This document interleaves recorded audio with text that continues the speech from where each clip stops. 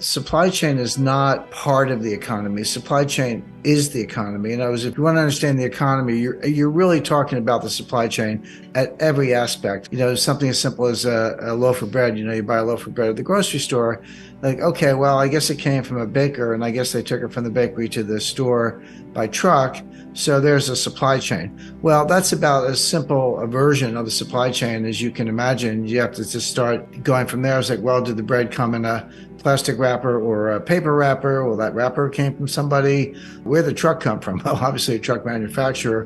Where'd the driver come from? Somebody had to make a career choice and be trained. And what about the diesel fuel in the truck? That came from a refinery, and that came from oil exploration. Then you get back to the baker, and it's like, oh, well, I guess he had an oven or she had an oven.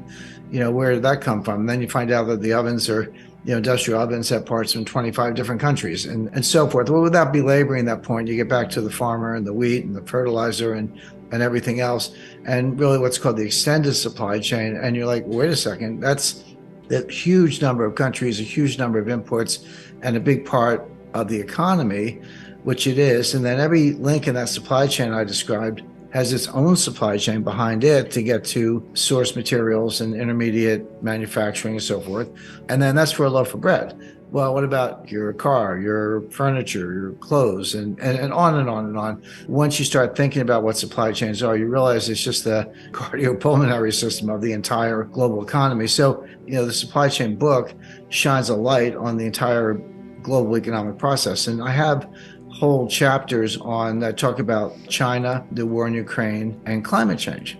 And you say, well, the interesting topics, but what do China, Russia, and climate change have to do with the supply chain? Well, the answer is they are, kind of global macro earthquakes.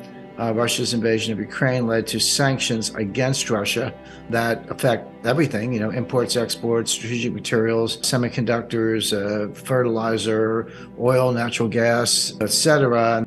Again, you're saying, well, okay, Boeing makes aircraft. They need titanium and aluminum. Where does that come from? Turns out about 30% of it comes from Russia.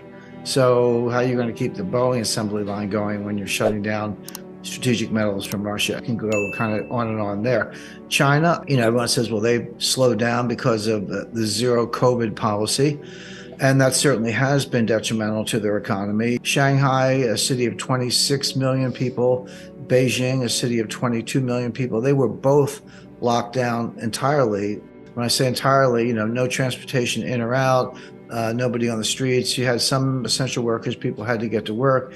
You had to have a COVID test, a negative result that was not more than 2 days old. So these were extreme lockdowns and obviously very, very detrimental to the economy.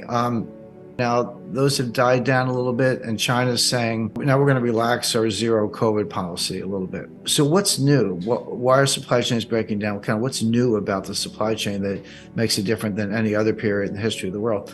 And what's new were two things, and they arose around 1989. The first was you had a combination of increased computing power, algorithms, artificial intelligence, better data collections, a new model. So you suddenly had the computational telecommunications and data and mathematical tools to be a lot more sophisticated about how you handle the supply chain.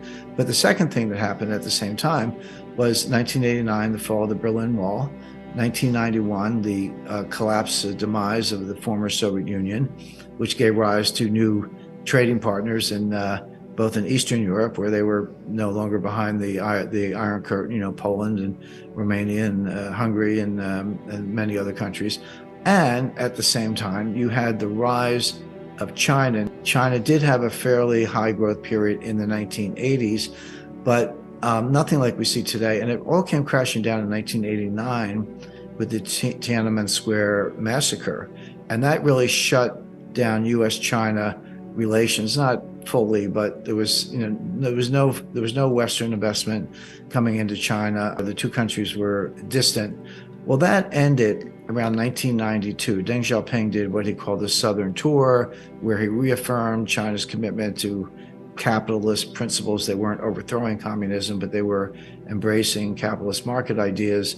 There was a thaw in U.S. relations, and then it was like, no holds barred. Then that's when the U.S. investment really did pour in. So all in a short period between 1989 and 1992, You had the fall of the Berlin Wall, the fall of the Soviet Union, new republics. China kind of re-enters the game, and all this. This was globalization. So now all of a sudden you had the science I described, computing and artificial intelligence and applied math, and a true global market. So now the supply chains could go 9,000 miles from Chongqing to New York, or from Shanghai to Seattle, or London to Hong Kong, of course. So this was true globalization, much larger scale, much longer supply chains, and it worked. And so this was a period I call supply chain 1.0, 30-year period from 1989 to 2019.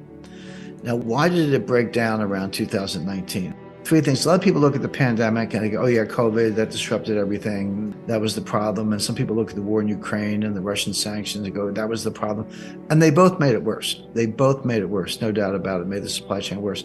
But it really started in 2018 with Trump's tariffs on China. So Trump put tariffs on appliances and solar panels. Well, China didn't stand still for that. So China said, well, what can we do to strike back? Well, at the time, China was and is the world's largest importer of soybeans. They need the protein. They don't have enough. The US and Brazil are the two largest exporters of soybeans. Well, China was buying all their soybeans from the United States because they were trying to reduce the trade deficit. We were buying so much stuff from them, and China said, well, what can we buy from the US just to kind of balance the books a little bit? And the answer was soybeans. Well, when Trump put the tariffs on, China redirected all of their soybean orders to Brazil. They stopped buying US soybeans and they bought them all from Brazil. Well, there's a lot more to that than a phone call. You got vessels and dry bulk carriers and transportation lanes and port facilities. And, if you're Brazil and you get all these orders, you got to get trucks to get the soybeans to the ports. You got to open up port facilities, et cetera. The point is, this is a major shift in global logistics, just to change the order book from the US to Brazil.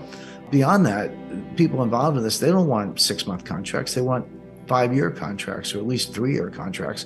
And they got them. And so now all of a sudden, China's buying all their soybeans from Brazil. But this scrambled global supply chains. Now, what are the US farmers doing? We're still growing the soybeans. We can't sell them to China.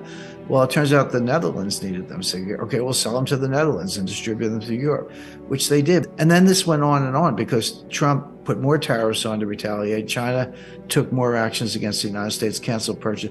And it escalated from there. Now, again, COVID made it worse. The war in Ukraine made it worse. But it's very clear that that's where it started. So that's why I use 2019 as just, kind of an arbitrary date with a 30-year period of supply chain 1.0. Now we're getting to supply chain 2.0, but we're not there yet. We're in this messy, in between, inefficient, muddling through period where things are broken, but they'll never be put back together the way they were, but we haven't produced or created the new model supply chain. We're just muddling through, and with a lot of disruption, a lot of empty shelves. You have to understand, it took us 30 years to build this. We blew it up in about 3 years. It's not going to come back overnight. It's going to take 5 or 10 years or maybe longer to rebuild in some form.